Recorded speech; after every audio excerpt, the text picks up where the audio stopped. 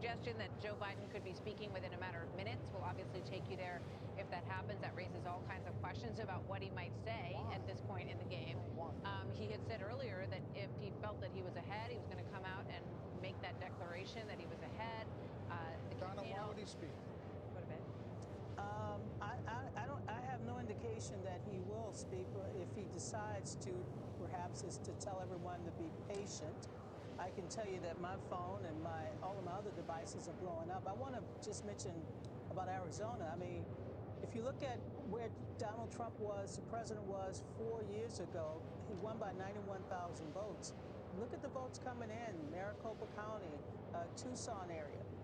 There's a likelihood that the numbers that we're seeing now in Arizona will stand, and that the Democrats will pick up that one state. All right, Chris. I have heard from the Biden campaign why he's going to speak. They felt that Al Gore made a big mistake in 2000 by not coming out early and speaking, and he's not necessarily accepting or declaring victory, but acting like he was the victor. And they thought that he was always in defense versus George W. Bush during that entire recount. So I think they expect that there's going to be some litigation that goes on here, and they want to approach it, to a certain degree, it's just PR, but from a position of strength as opposed to trying to catch up. This is the Biden motorcade, by the way, that we're looking at from Wilmington, Delaware. So with Minnesota, assuming that Arizona stands, Biden is now at 237. He is 36 votes away from the 36 electoral votes away from the magic number of 270. And I was just going through the states that are outstanding. Nevada 6, Pennsylvania 20, Michigan 16, Wisconsin 10, North Carolina 15, Georgia 16. There are a lot of pathways.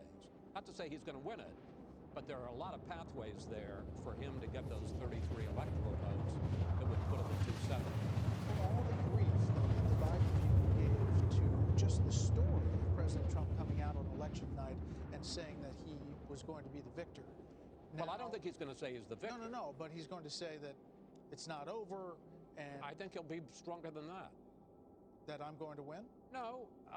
That's the victor. Well, no, I don't think he's going to say that. I think one of the things that some of the sources are telling me is he's going to pitch this as this was, he apparently won Lackawanna County, includes Scranton, and he's going to say this is Main Street versus Wall Street.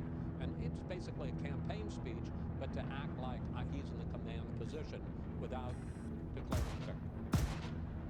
Okay, let's bring in Arnon Mishkin, director of the Fox News Decision Desk. Arnon, we're getting a lot of incoming here, and we need you to answer some questions. Arizona, are you 100% sure of that call and when you made it, and why did you make it? Absolutely. We made it after basically a half hour of debating, is it time yet? Because it's been clear for a while that the former vice president is in the lead in Arizona and was most likely to win the state. It has been in the category that we call knowable but not callable for about an hour. We finally called it. Right now, yes, there are some outstanding votes in Arizona. Most of them are coming from Maricopa, where Biden is currently in a very strong position, and many of them are mail-in votes where we know from our Fox News voter analysis Biden has an advantage. We don't know exactly how many mail-in votes there are, but what I think we've heard from the White House is that they are expecting to get, that they need just to get 61% of the outstanding vote, and there are 870,000 outstanding votes, and they'll be getting that. That's not true. The reality is that they're likely to get only about 44% of the outstanding votes there are there. We're right now sitting on a race that is Biden at 53%, Trump at 46%. I'm sorry, the president is not going to be able to take over and win enough votes to eliminate that 7-point lead that the former vice president has.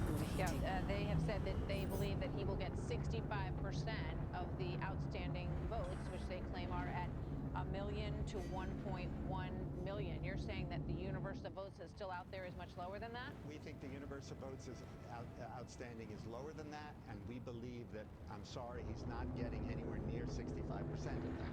And that's why we made this call. I mean, this is a call that's sitting in our statistical models at sort of